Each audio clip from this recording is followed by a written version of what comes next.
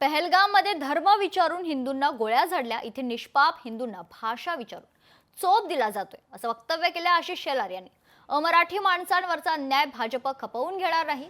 Cabinet मंत्री आणि भाजप नेते आशिष शेलारांनी हे वक्तव्य केले। हिंदूंना चोपण्यात तुम्हाला आनंद मिळतोय, राज्य पाहते। शेलारांकडून मनसेच्या आंदोलनाची पहलगाम हल्ल्याशी तुलना करण्यात आली। दरम्यान पहलगामचे दहशतवादी तुमचे कोणी होते का? किशोरी पेडणेकरांनी आशिष शेलारांना हा खरं तर सवाल विचारलेला आहे। तर पहलगामचे दहशतवादी कुठे गेले असा सवाल देखील पेडणेकर यांनी उपस्थित केला।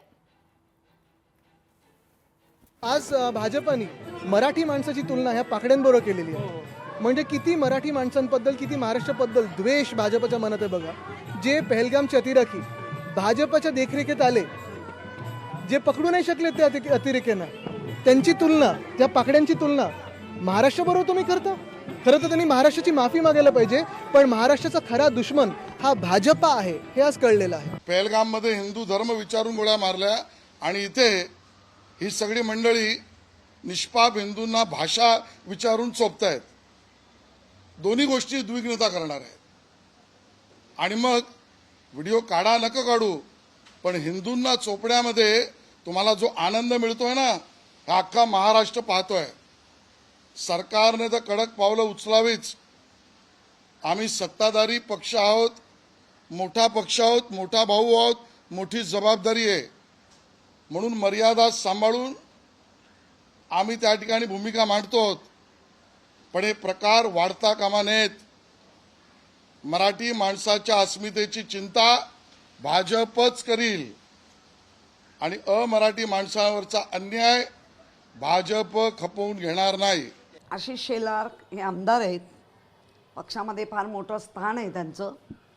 पहलगामचे जे मारले धर्म विचारून, ते गाडले गेले की स्वर्गात गेले, ह्याचं तर पहिलं उत्तर द्या। लोक त्याची अपेक्षा करतायत, ते अपेक्षित आहे। त्याचं उत्तर तुमच्याकडे तेव्हाही नव्हतं, आताही नाही आणि पुढेही नसेल। तुम्ही एवढी टाईट सिक्युरिटी लावल्यानंतरही जर पळून गेलेत, तर पहलगामचे मारेकरी दहशतवादी तुमचे कोण होते का? कसे गेले पळून?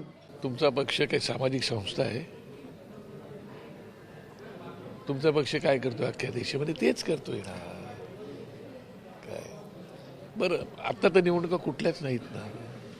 निवडणुका असत्या तर गोष्ट वेगळी आहे, निवडणुका नाहीच। तुम्ही दिलं ना कोलीत आमच्या हातात। हिंदी भाषेचं कोणी दिलं?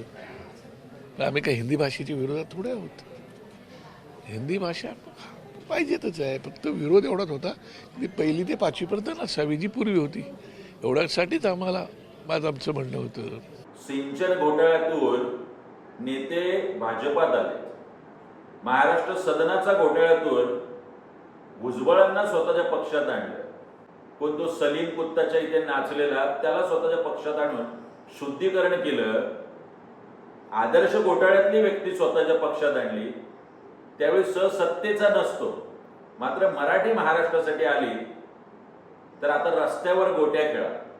ही मराठी आणि महाराष्ट्रातली जनता आशिष शेलार लवकरच गोट्या काढून कोयबा खेळेल एवढं नक्की। मला वाटतं की आशिष शेलार कालचा मेळावा हा नीट पाहिला नसेल। मला असं वाटतं की पहलगाम मध्ये ज्यांनी आमच्या हिंदू लोकांना मारलं, त्यांचं काय झालं? त्यांना पकडलं का? त्यांच्या बाबतीमध्ये तुम्ही आतापर्यंत काय केलं? आम्हाला काय पहलगामचे उदाहरण इथे देताय? सरकार नाकामयाब आहे। भारतीय जनता पक्षाचं पूर्ण राजकारण हे मतांच्या भोवती फिरतंय। त्यांना आता एक कळलं की मराठी माणूस यांच्या पाठीशी उभा राहणार नाही, म्हणून आता त्यांनी त्यांचं पूर्ण लक्ष हे बाहेरनं आलेल्या लोकांकडे वळवलेलं आहे आणि त्यांना खुश करण्यासाठी ह्या त्यांच्या सगळ्या स्टेटमेंट आहेत।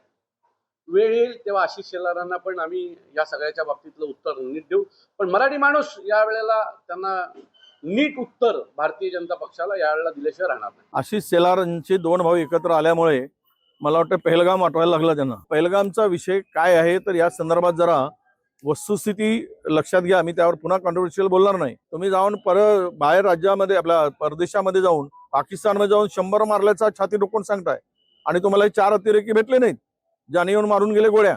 ते कुठे गेले? तुम्ही 250 किलो RDXला पुलवामामध्ये 49 आमच्या जवानांना शहीद झाले, ते कुठे गेला आहे? अरे हे सगळी कोणाला सांगताय? एकाला एक वेळा मूर्ख म्हणता येईल, 2 वेळा बनवता येईल, वारंवार बनवता येत नाही. आणि त्यामुळं यांची भीती स्वाभाविक आहे. 2 भाऊ एकत्र आल्यामुळे शेलारांची पंचायत झाली, त्यामुळे शेलार अशा पद्धतीचं वक्तव्य करतायत. लोकशाही मराठी ऐका, पहा, जागरूक रहा.